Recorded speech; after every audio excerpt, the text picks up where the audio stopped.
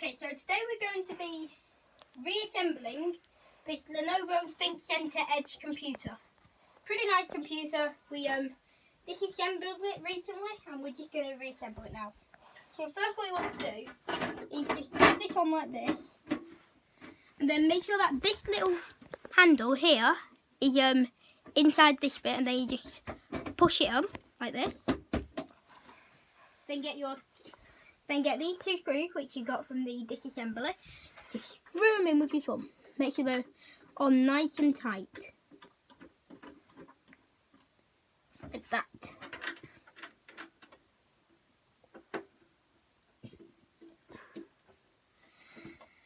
And now you're all done. You can re-plug everything in to your Lenovo ThinkCentre Edge.